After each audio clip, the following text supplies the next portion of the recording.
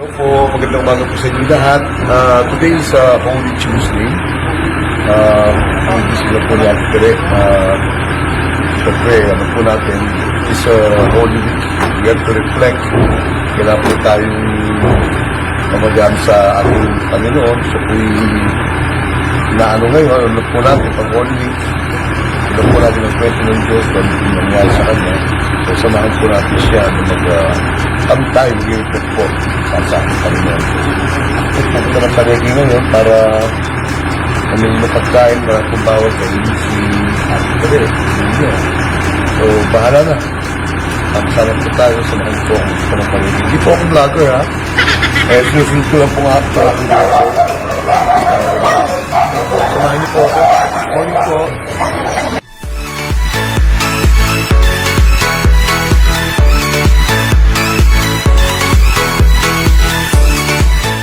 Bumaba na kami dito sa palengke.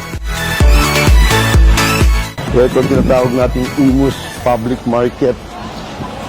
Bahay din po kami sa Imus.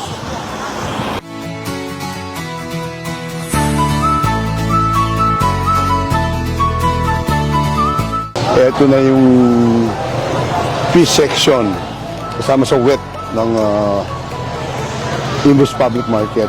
Tara, pasok tayo.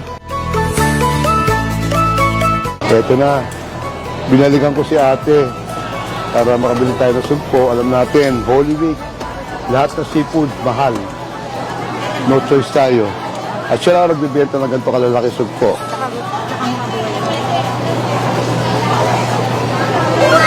Malalaki, di ba? Malaki ulo, malaki din ang katawan. These are what they call the tiger prawns.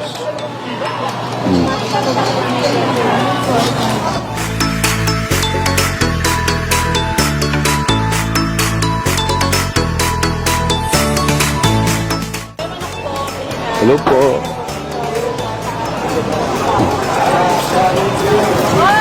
Ayun. isa rin sa kinukunan ko to dati. Kaya pag dumadaan ako, hindi ako tatawa. Kahit hindi na po ako madalas sa mamimili sa Imus dahil nasa Nike na ako, andito pa po yung mga suki ko.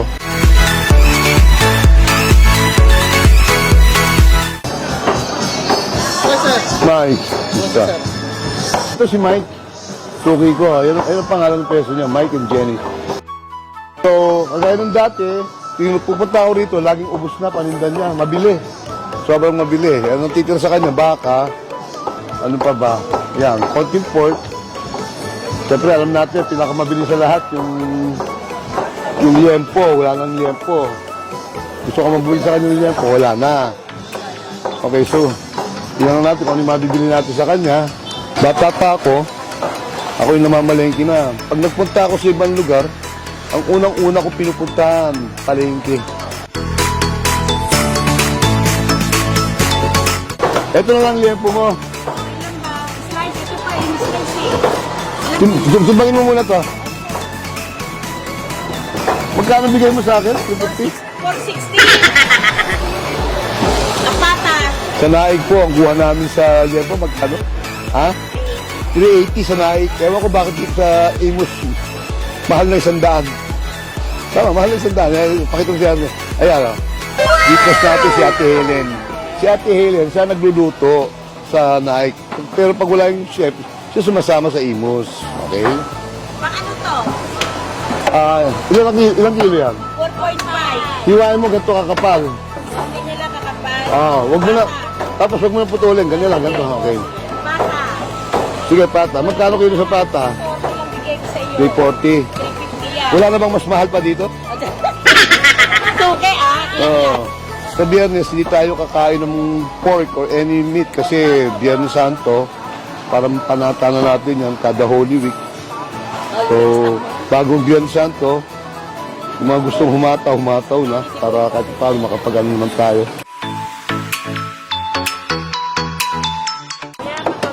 Ay, meron pa po. Meron pa. Bibili na rin tayo para makabenta si ate. Magkano to? Ha?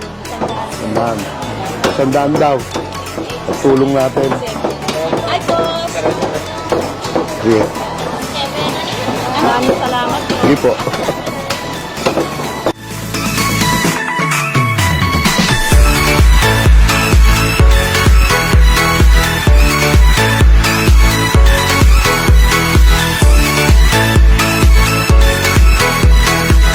Magluluto tayo ng sinigang na baboy para kahit yung sabaw na lang at saka gulay na lang kakainin ni Ate Tere. Same time, magpiprito tayo ng isda. Basic, isang may sabaw, isang prito. Pwede na.